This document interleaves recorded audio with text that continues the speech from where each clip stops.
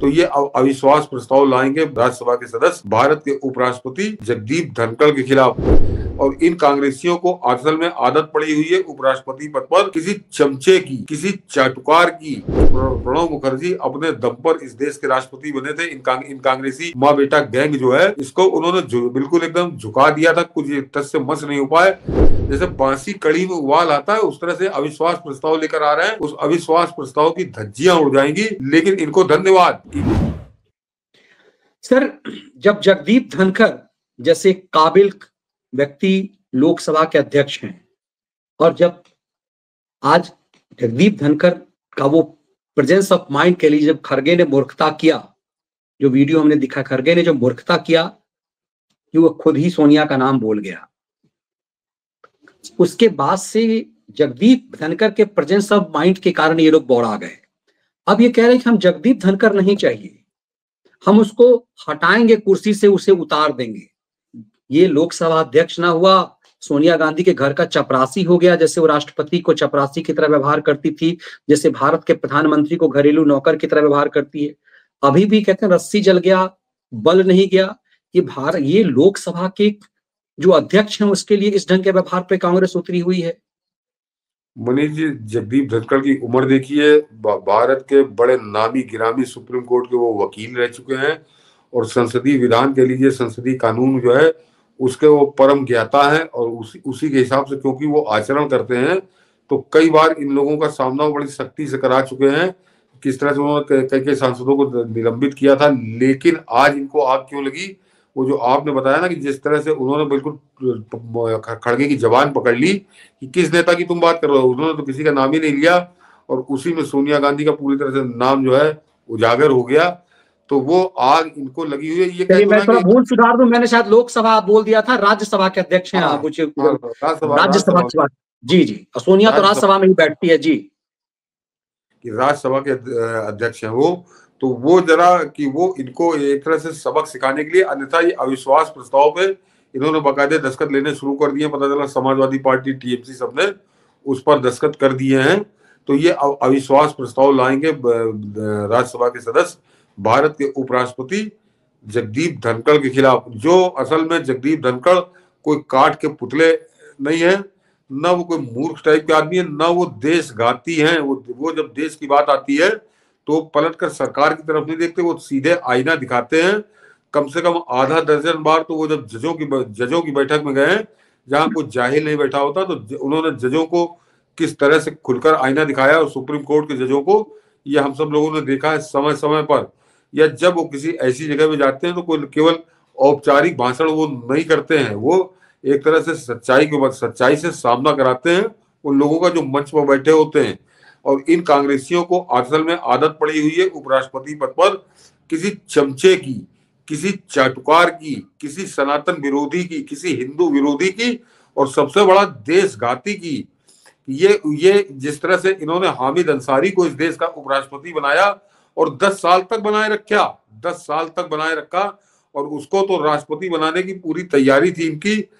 लेकिन चूंकि उस समय प्रणब दादा अड़ गए, और प्रणब दादा से लड़ने की इनकी किसी की औकात नहीं थी। वो कई बार हम लोग जिक्र कर चुके हैं, किसी दिन अगर मौका आया तो फिर उसका जिक्र करेंगे कि अगर ये प्रणब दादा को मना करते तो ये पूरा परिवार नंगा हो गया होता। वो प्रणब दादा ने वो जो बगिंग वाला केस उछाला था, उसमें सबके हाथ पांव फूल गए थे। वो एक तरह से उनकी चेतावनी थी कि अगर अब हमारा कहना नहीं माना तो सब लोग फिर झेलने के लिए तैयार हो जाओ। उसमें पूरा कांग्रेस नेतृत्व तो लेट गया था कि हाँ, ये प्रणब मुखर्जी को राष्ट्रपति बना दिया जाए। तो प्रणब मुखर्जी अपने दम पर इस देश के राष्ट्रपति बने थे। इन कांग्रेसी माँ बेटा गैंग जो है, इसको उन्होंने बिल्कुल एकदम झुका दिया था। कुछ तस से मस नहीं हो पाए। अन्यथा दर्जनों रिपोर्टें आपको मिलेगी मनीष जी कि सोनिया पूरी तैयारी कर चुकी थी कि हामिद अंसारी को देश का राष्ट्रपति बना दिया जाए। और जरा बात हम लोग अभी धनखड़ साहब की कर रहे हैं, हामिद अंसारी आया बीच में, तो जरा हामिद अंसारी को किस तरह से लालायित थे राष्ट्रपति बनाने के लिए, इसको इस बात से जोड़कर देखिए जो अभी हम लोग सोनिया गांधी की बात कर रहे थे कि वो जो FDN-AP है, उसके कनेक्शन पाकिस्तान के साथ कैसे हैं, और किस तरह से पाकिस्तान की भाषा वो बोलता है। ISI के अफसर वहां आते हैं, तो वो भी कनेक्शन वहां पे काम कर रहा था। तो वो हामिद अंसारी के बारे में हम लोग 3-4 बार कार्यक्रम कर चुके हैं कि उससे देशघाती, उपराष्ट्रपति तो छोड़ दीजिए, मेरे ख्याल से उससे देशघाती व्यक्ति हिंदुस्तान में एक भी नहीं है जिसको लोग जानते हो। वो गिने चुने स्लीपर सेल होंगे जो हिंदुस्तान में कहीं अपना भेष बदल के, अपना नाम बदल के रह रहे होंगे, लेकिन इतने महत्वपूर्ण पद पर, इतने संवैधानिक पद पर बैठा व्यक्ति इस तरह से देशघात के काम में जुटेगा। अपने देशों के जासूसों को पकड़वाता था, उनकी हत्याएं करवाता था, और मुस्लिम देशों में करवाता था, ईरान में कराया, तुर्की में कराया। किस तरह से वो मदद कर रहा था दुश्मनों की, और आर्रा के लोगों को पकड़ रहा था। वो कहा, हम लोग उसके ऊपर पूरा पूरा एपिसोड कर चुके हैं, उसको दोहराने का कोई फायदा नहीं। तो कांग्रेस को आदत पड़ी हुई है कि किस तरह से देशघाती उपराष्ट्रपति के कुर्सी पर बैठे। और मैंने सनातन विरोधी या हिंदू विरोधी क्यों कहा, और उसके साथ जो मेन कांग्रेस की एजेंडा है, जो कांग्रेस की मेन चाहत है कि उस हामिद अंसारी ने एक नहीं कम से कम 1 दर्जन बार टीका लगाने से मना कर दिया। कहीं वो चीफ गेस्ट बना, उसने दिया जलाने से, जो दीपदान होता है, दीपक जो जलाया जाता है, उस दीपक को जलाने से मना कर दिया। और मायावती ने उसको नंगा किया था राज्यसभा के अंदर कि शुक्रवार को तुम 12 बजे क्यों जबरदस्ती संसद स्थगित क्यों कर देते हो, क्या कारण है इसका। तो वो नमाज के लिए शुक्रवार को वो राज्यसभा को स्थगित कर दिया करता था ताकि जाके नमाज पढ़े मुल्ले। तो ये इस टाइप का ऐसा कम्युनल, ऐसा क्रूर और इस तरह का एंटी इंडिया एलिमेंट वो उनको उपराष्ट्रपति के कुर्सी पर चाहिए। और सौभाग्य से इस देश की और घोर दुर्भाग्य से कांग्रेसियों की कि एक ऐसा व्यक्ति आकर बैठा है जो परम विद्वान है, कानून का परम ज्ञाता है, इनकी गुंडई के आगे झुकता नहीं है। 40-40 सांसद ये नंगाई करते हैं। जैसे संजय सिंह कूद रहा था एक बार टेबल पे, तो उसको पूरे सत्र के लिए निलंबित किया था। झुकते नहीं है, पलट के जवाब देते हैं और इनको आईना दिखा देते हैं। तो कांग्रेसियों को तो 70 साल से आदत पड़ी हुई है कि अपने चमचे को बैठाला जाता था इस तरह के पदों पर। तो कैसे एक ईमानदार आदमी जो सत्य भी है, कठोर है और इनको पूरी तरह से खुलकर इनको जवाब देता है, वो इनको पच नहीं रहा, वो इनको पच नहीं रहा। तो अब ये जैसे बांसी कड़ी में उबाल आता है, उस तरह से अविश्वास प्रस्ताव लेकर आ रहे हैं। उस अविश्वास प्रस्ताव की धज्जियां उड़ जाएंगी। लेकिन इनको धन्यवाद कि इन्होंने जब इस तरह का अविश्वास प्रस्ताव लाकर अपना असली चेहरा, अपना असली चरित्र बता दिया। कारण नहीं बता रहे मनीष जी, खाली अविश्वास प्रस्ताव लाओ, इनको ये उपराष्ट्रपति पसंद नहीं आ रहा, क्यों लाओ। ऐसा कौन सा पाप कर दिया जगदीप धनखड़ ने, ऐसा कौन सा अपराध कर दिया जिसके पीछे तुम खून के प्यासे हो गए तो उनके खिलाफ अविश्वास प्रस्ताव ला रहे हो। तो क्योंकि इनके पास कहने के लिए कुछ है ही नहीं। ये केवल एक तरह से वहां पर एक एंटी इंडिया एलिमेंट, और वो जो सनातन धर्म का घोर विरोधी हो, बिल्कुल हामिद अंसारी की तरह, उसको ये चाह रहे हैं कि वो आकर भारत के उपराष्ट्रपति की कुर्सी पर बैठे। और सारी नौटंकी इसीलिए है। और उसमें जो इंडी गैंग है वो तो साथ में है ही है। उसको वो सब मुस्लिम वोटों के लिए किस तरह से दीवाना है, मुसलमानों के लिए क्या कुछ भी कर गुजरने को तैयार है। तो ये उसका परिणाम है।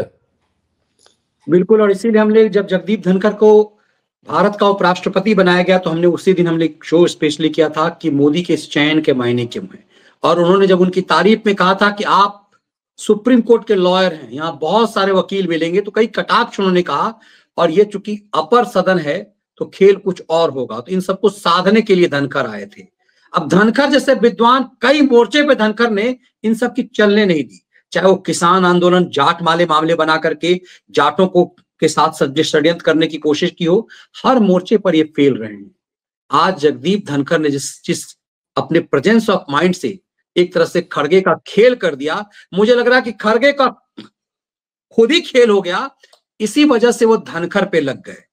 और सोचिए, वो कोई सामान्य व्यक्ति नहीं, वो भारत के उपराष्ट्रपति हैं। ये सिर्फ हल्के में नहीं कि वो राज्यसभा के सभापति हैं, वो देश के नंबर 2 हैं। तो कांग्रेस दरअसल इनकी जो परंपरा रही है कि भारत के राष्ट्रपति, वो जैल सिंह कहता था ना कि मैडम कहेगी तो मैं तो झाड़ू भी लगा दूंगा, ये राष्ट्रपति पद पे बैठ करके जैल सिंह ने कहा हुआ है। ये जो क्या नाम है, जो राष्ट्रपति थी वो महिला जो सब सामान उठा करके ले गई, उसे घरेलू नौकर की तरह समझते थे। दुख होता है ये सब बोलने में, क्योंकि ये सब के सब भारत के राष्ट्रपति थे।